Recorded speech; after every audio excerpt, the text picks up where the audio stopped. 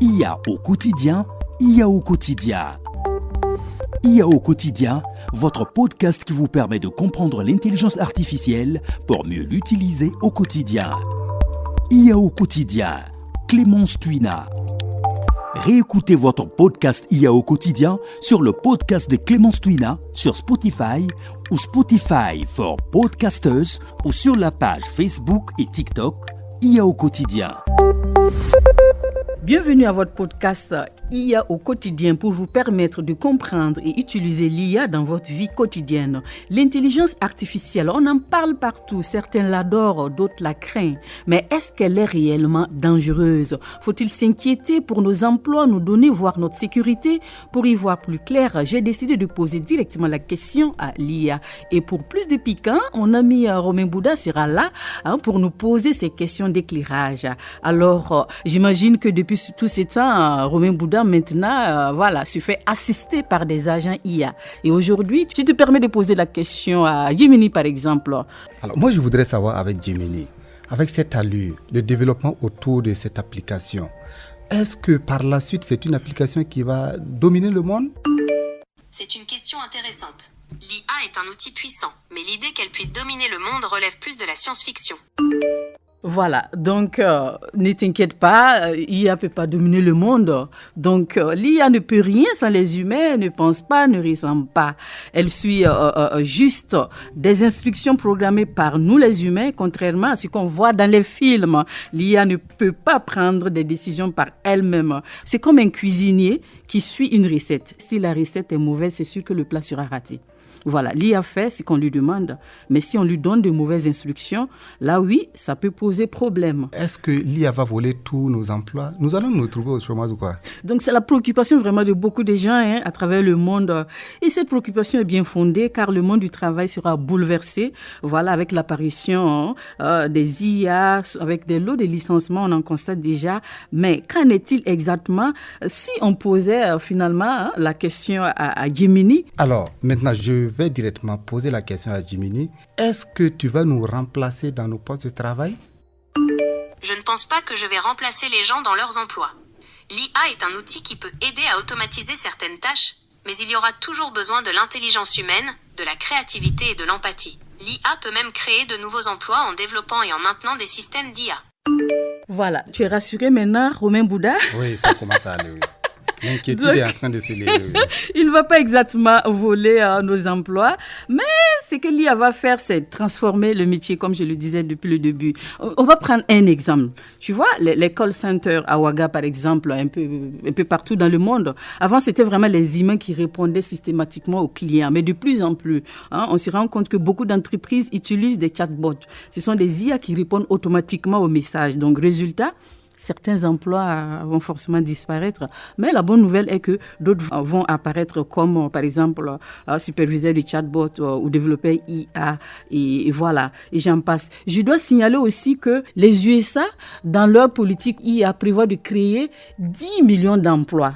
Bon, certaines études disent que l'Afrique pourrait s'en sortir avec 4 à 6 millions d'emplois. Encore faut-il que l'Afrique prenne à bras le corps cette technologie. Donc, tu vois un peu, voilà, des emplois vont disparaître, se transformer, d'autres vont être créés. Donc, plutôt que de voir l'IA comme une menace, les entreprises burkinabées, à mon avis, doivent investir dans la formation pour que les travailleurs puissent utiliser ces outils à leur avantage. Formation, formation, formation. Romain. Merci pour ces éclairages, mais changeons un peu de domaine pour voir. Par exemple, moi, je suis toujours inquiet par rapport à d'autres domaines précis tels que la sécurité. Est-ce que l'intelligence artificielle peut être utilisée pour nous espionner? Malheureusement, ça arrive déjà. Voilà, les IA analysent nos messages, nos recherches sur Google, nos achats en ligne. Au Burkina, certaines entreprises utilisent déjà les caméras intelligentes. Voilà, et récemment, nous avons assisté, grâce au projet Smart Burkina, au lancement du dispositif de vidéosurveillance qui met Ouaga sous surveillance 24 heures sur 24, 7 jours sur 7. Bien utilisés, ces dispositifs IA vont vraiment aider à améliorer la sécurité. Parce que c'est sûr que voilà, ces dispositifs sont nourris à l'intelligence artificielle. Voilà. Donc, quand c'est bien utilisé, ça va améliorer notre sécurité. Mais la question est de savoir qui contrôle véritablement ces données.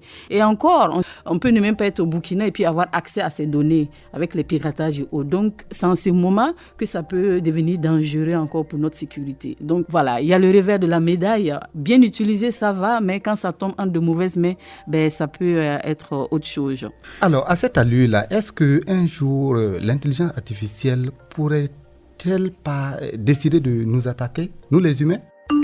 C'est une possibilité, mais c'est peu probable. L'IA est conçue pour être un outil qui nous aide, pas pour nous faire du mal. Les chercheurs travaillent activement sur des mesures de sécurité pour éviter que cela n'arrive. Voilà, bon. C'est une possibilité si depuis la création, la conception de cette IA, certaines précautions n'ont pas été prises en compte. Parce que n'oublions pas que l'IA ne peut pas agir seule. C'est lorsqu'elle est mal programmée qu'elle peut causer de gros dégâts. Voilà, donc là encore, tout dépend de la programmation, tout dépend du pourquoi, l'objectif qui était derrière la création d'une IA. Donc si une IA est conçue pour manipuler l'opinion publique, elle peut diffuser de fausses informations à une vitesse incroyable. Donc, Romain, il faut imaginer une IA qui inonde les réseaux sociaux burkinabés avec des fake news, des deep news sur des attaques terroristes. Ça, c'est une catastrophe qui est assurée.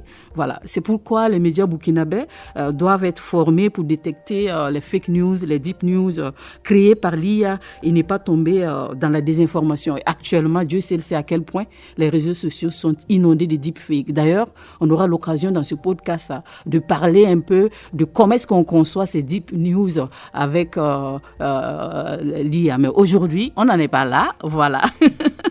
Donc, pour conclure, l'IA, elle n'est pas bonne, elle n'est pas mauvaise en soi. Tout dépend de comment on l'utilise et des règles que l'on met en place. Plutôt que d'en avoir peur, il est temps pour nos gouvernants, nos entreprises et nous-mêmes citoyens, voilà, que nous nous emparions avec intelligence de cette technologie-là. Donc non, il ne faut pas avoir peur de l'IA, mais plutôt la comprendre, la maîtriser et l'encadrer pour en faire un allié du progrès social et économique. Alors, vous qui nous écoutez, comment pensez-vous que le Burkina Faso peut encadrer et utiliser l'IA à bon escient? Le débat est ouvert sur les plateformes numériques de l'émission Facebook, TikTok, voilà et tout avec. Donc, à vous la réflexion. IA au quotidien, IA au quotidien. IA au quotidien, votre podcast qui vous permet de comprendre l'intelligence artificielle pour mieux l'utiliser au quotidien. IA au quotidien, Clémence Twina. Réécoutez votre podcast IA au quotidien sur le podcast de Clémence Twina sur Spotify ou Spotify for Podcasters ou sur la page Facebook et TikTok IA au quotidien.